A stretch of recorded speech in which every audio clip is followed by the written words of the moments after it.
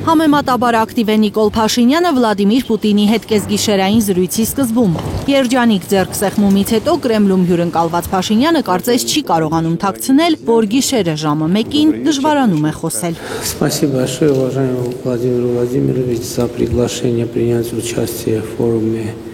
Միրովա ատոմնա նեդելը։ Հայաստանի վարչապետը Մոսկվա է գնացել Դաշնության նախագահին տեղյակ պահելու, որ Հայաստանը փնտրում է իրեն հարմար էներգետիկ նախագծեր ու Փաշինյանի կարծիքով դրանք մոդուլային ատոմային կայաններն են,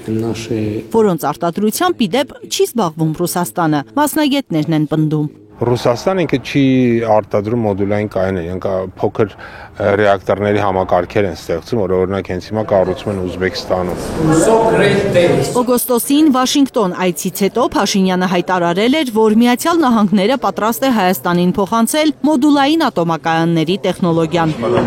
Ուրեմն ինչու է օգոստոսի 8-ին Թրամփի հետ էներգետիկ համագործակցության մասին հուշագիր ստորագրած Փաշինյանը Պուտինին ցածրաձայն վստահեցնում, թե սերտորեն համագործակցում է Ռուսաստանի հետ։ Ես ավելի շուտ կոչեի քաղաքականության բացակայություն, այսինքն որոնք հստակ չգիտեն ինչ են ուզում։ Ապա սկսում են տարբեր տեղ վազվզել, տարբեր ինչ-որ թեմաներ շոշափել, որը բավական լուրջ չէ։ Դիլետանտություն է նկատում էներգետիկ փորձագետը Փաշինյանի քայլերում։ Հիշեցնում է, Հայաստանի վարչապետը մեկ շաբաթ առաջ կառավարության նիստում հպարտ հայտարարում էր, թե իր իշխանությունը 2 ատոմակայան է կառուցել անձայն լուռ ու մունջ, նկատի ունենալով արևային կայանները։ 2 հատ ատոմակայան ենք ստեղծել, առանց աղմուկ աղաղակի։ Ոչ մեկ ոչ տեսել։ Այս մարդիկ որոշակի քաղաքական ցայտնոտի մեջ են։ Շատ վատ են հասկանում, թե ինչ բան է էներգետիկ անվտանգություն։ Մոդուլային կայանները կամ փոքր ռեակտորները Հայաստանին ձեռնտու չեն, բացատրում է փորձագետը։ Դրանք նպատակահարմար են կառուցել մեծ պետություններում, որ կարողանան սպասարկել պետության տարբեր հատվածների առանձին։ Փոքր պետությունների դեպքում է ձեռնտու մի կայան լինի, մեկ տեղում լինի, եւ ինքը ամբողջ Հայաստանը սպասարկի։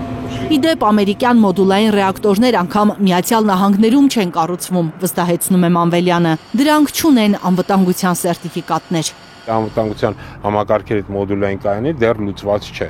Եվ այդ պայմաններում սկսել Հայաստանում փորձել կառուցել, սա բավական մեծ ռիսկեր է պարունակում։ Մասնագետը պնդում է, լավագույն լուծումը մեծամորի ատոմակայանի համար նոր ռեակտորի կառուցումն է։ Գործողը պետք է աշխատի մինչև 2036 թվականը, իսկ նորը կառուցելու համար աշխատանքներն արդեն սկսված պետք է լինեին։ Մանվելյանը համոզված է, ոչ ատոմակայանի նոր ռեակտոր կկառուցվի, ոչ մոդուլային կայան։ Ամբողջ աղմուկը այլ բանի համար է, հիշեցնում է թուրք-ադրբեջանական պահանջը քանդել մեծամորի ատոմակայանը։ Ես չեմ բացառում, ասեն կարող է վազեն գնան Վաշինգտոն, ասեն մոդուլային, հետո գնան ասեն փոքր ռեակտոր են կառուցում ռուսների հետ, արդյունքում այդ աղմուկը օգտագործեն եւ ասենք թե մեծամորի ատոմակայանը փակեն։ Իդեպ վազքը շարունակվում է։ Մոսկվայից Փաշինյանը Նյու Յորք է շտապել։ Միացյալ Նահանգներից Հայաստանի վարչապետը Ստրասբուրգ կմեկնի։ Լիլիթ Խալաթյան, Միլենա Պողոսյան, Արմեն Ապրեսյան, Հայլուր։